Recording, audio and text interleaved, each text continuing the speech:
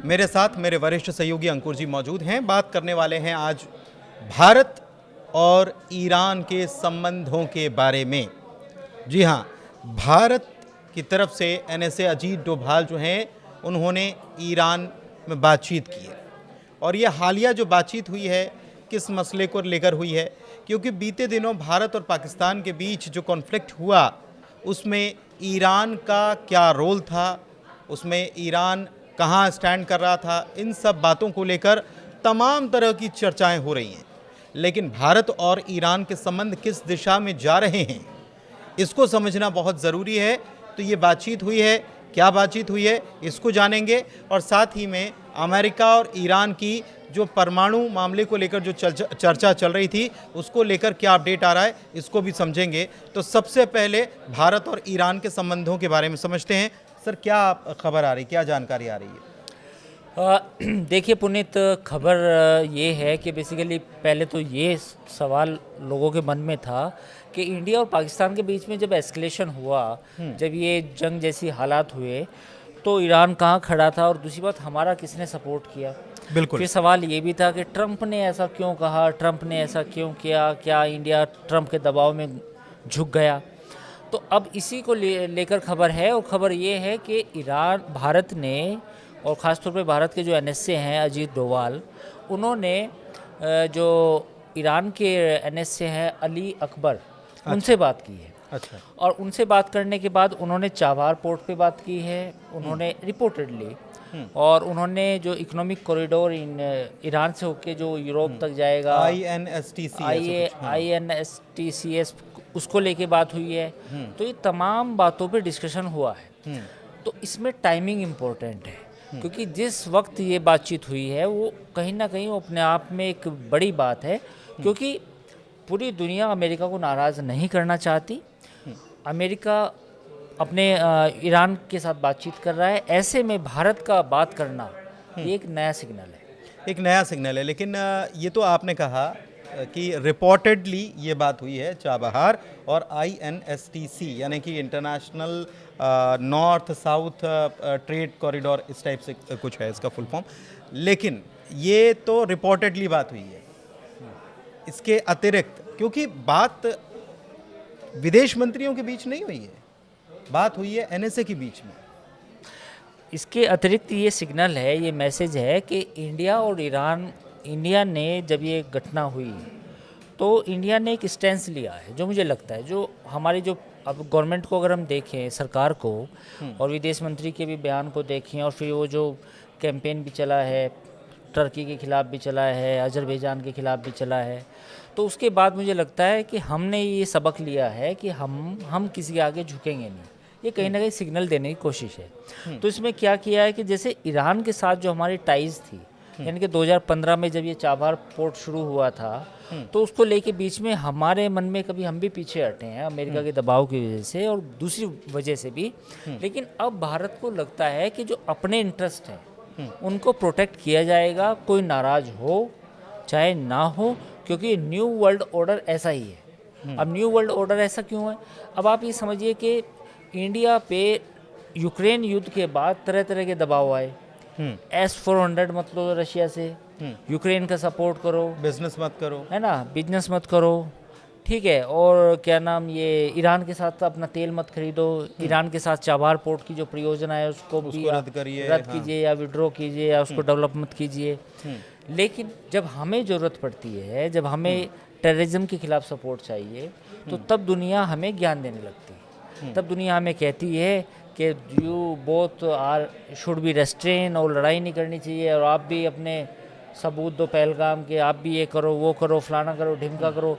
अब आप ये समझिए कि हम सब कुछ कर लें, यानी कि इंडिया सब कुछ कर ले, और बाकी दुनिया जो है वो उसके डबल स्टैंडर्ड या हिपोक्रेसी सामने आए। तो मुझे लगता है कि टाइमिंग काफ़ी इम्पोर्टेंट है, और टाइमिंग इसलिए भी इम्पोर्टेंट है कि इंडिया ने इंडिपेंडेंटली, क्योंकि इंडिया के फ़ायदे में है, अगर ये कॉरिडोर काम करता है तो इससे पूरे मिडिल ईस्ट को हमारा सामान एक्सपोर्ट होगा और वो यूरोप तक जाएगा। हाँ, ये आपने ये बात बहुत इम्पोर्टेंट बताई। और आपने ये भी जो बता रहे हैं आप कि ये हिपोक्रेसी जो पूरी दुनिया की है, ये अब भारत समझ गया है कि अब हम इसको सहन नहीं करने वाले हैं। लेकिन ईरान के तो चाइना से भी बहुत अच्छे ताल्लुकात हैं और ब्रिक्स में भी हम सब साथ में हैं, और अभी हाल के वक्त में अमेरिका और ईरान के बीच में जो टेंशन चल रहा है, बार बार अमेरिका कह रहा है कि हम ईरान के ऊपर सैंक्शंस लगाएंगे और उन लोगों पर भी सैंक्शंस लगाएंगे जो ऐसे लोगों के साथ बिजनेस करते हैं। तो भारत क्या इसके लिए भी तैयार हो चुका है, या भारत ने इसके लिए भी कुछ अपनी मुकम्मल तैयारी कर रखी है? देखिए, जो ईरान वाला जो बातचीत है, मैं पहले उस बातचीत का एक अपडेट आपको दे दूं कि 11 तारीख को आखिरी बातचीत हुई है, यानी कि चौथे दौर की बातचीत में काफ़ी डिफ़िकल्ट सिचुएशन थी। उस बातचीत में अमेरिका ने कहा कि भाई अपना यूरेनियम इनरिचमेंट प्रोग्राम बंद करो, यानी कि जो परमाणु बम बनाने के लिए जो यूरेनियम चाहिए उसका संवर्धन करना बंद कीजिए पूरी तरीके से। तो ईरान का कहना ये है कि हम आपके कहने से अपना न्यूक्लियर प्रोग्राम बंद नहीं करेंगे, ये उसने साफ उसने मीटिंग में मतलब दो टूक कह दिया है। दो टूक कहा है। तो अब क्या हुआ कि अब ये हुआ कि अमेरिका पे भी पशोपेश में कि भैया हम कैसे समझौता करें।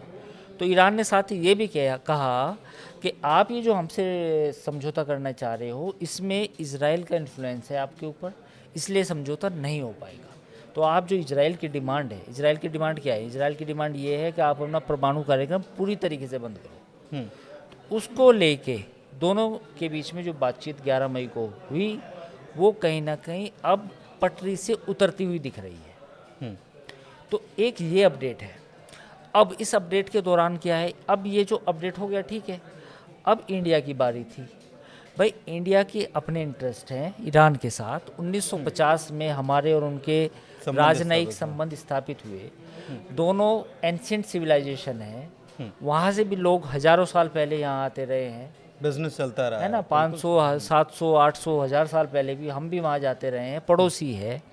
हम बिल्कुल संबंध अमेरिका के कहने पे कैसे ख़त्म करते हैं? हमने चाबहार पोर्ट बनाया है, इंडिया चाइना ने जो सीपैक बनाया पाकिस्तान में, अमेरिका ने कितना अपोज किया? उतना अपोज नहीं किया जिस लेवल पे करना चाहिए था। वो एक अलग मसला है कि पाकिस्तान ही अपने आप में एक डिफ़िकल्ट कंट्री है जो नहीं बन पाया। लेकिन अगर पाकिस्तान के हालात भारत जैसे होते और वहाँ पे सीपैक बन रहा होता तो 6 महीने में सीपैक बनता हो, कोई दिक्कत ही ना होती। तो जहाँ तक जब अमेरिका अपने फ़ायदे के बारे में सोचता है, अपने इंटरेस्ट सोचता है, तो now it's turn to us. अब हम अपने बारे में सोचेंगे। ये आप जो कह रहे हैं इससे आने वाले वक्त की कुछ चीज़ें नज़र आ रही हैं कि क्या हो सकता है। ये हो सकता है कि अमेरिका जो है वो कुछ लोगों को साथ में लेकर अलग धड़ा बनेगा, और इसमें ऐसा लगता है कि चाइना, रशिया, ईरान, इंडिया, ये तमाम मुल्क जो हैं एक तरफ हो जाने हैं।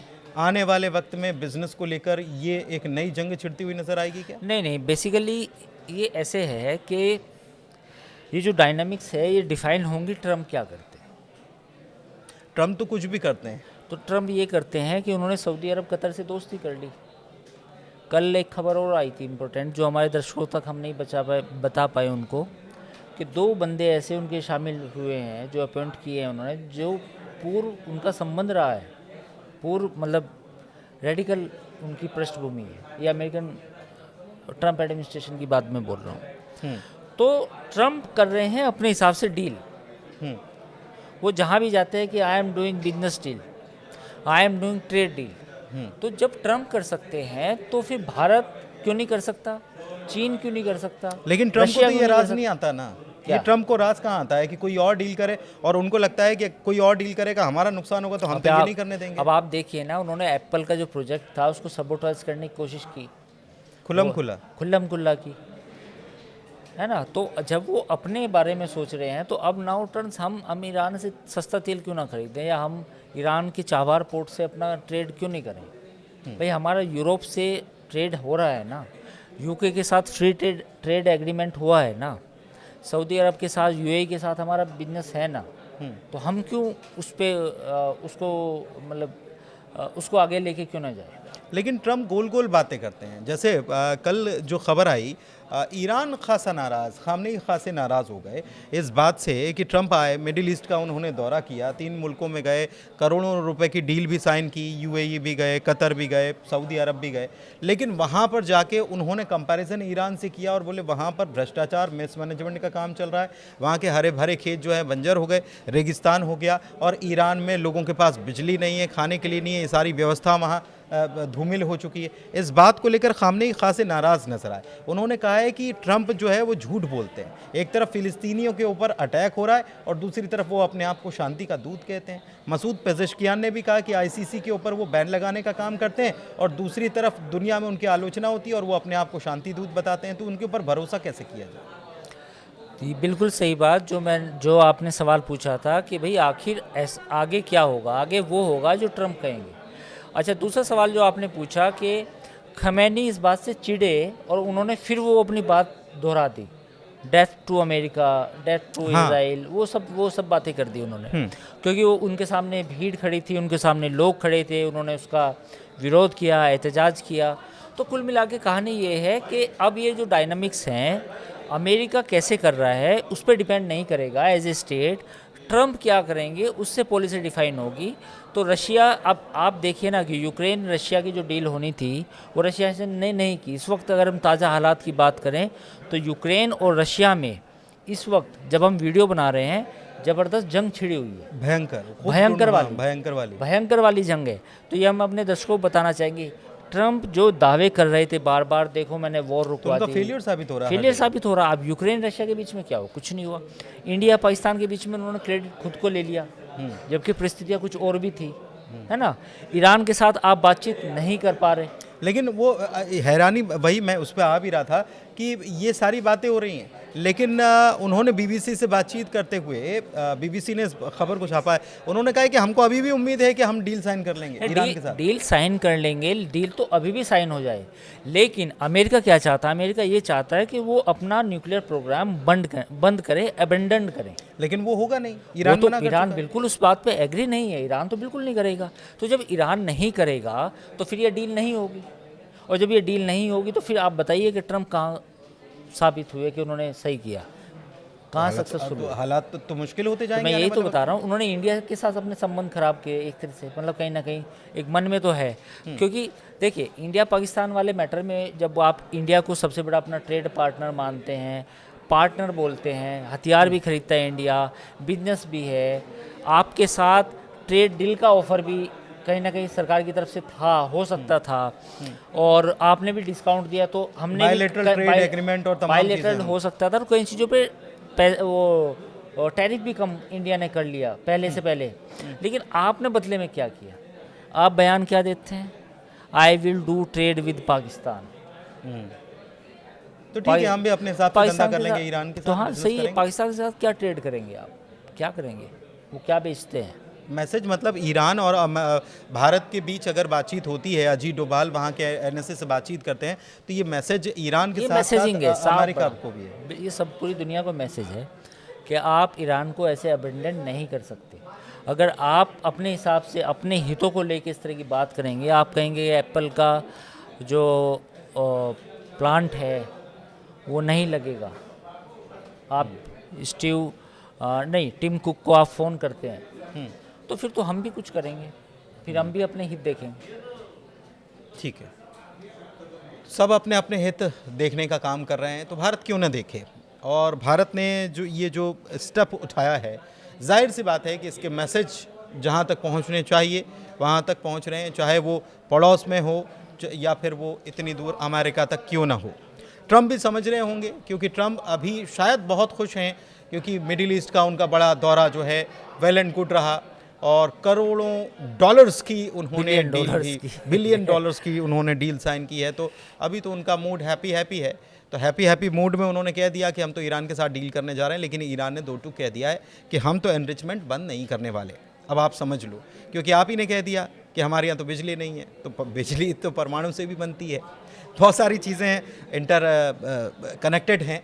खैर, चर्चा को यहीं समाप्त करते हैं। कैसी चर्चा लगी ये ज़रूर बताइएगा, और इस वीडियो में इतना ही। हमारे चैनल को लाइक कीजिए, सब्सक्राइब कीजिए। बहुत धन्यवाद।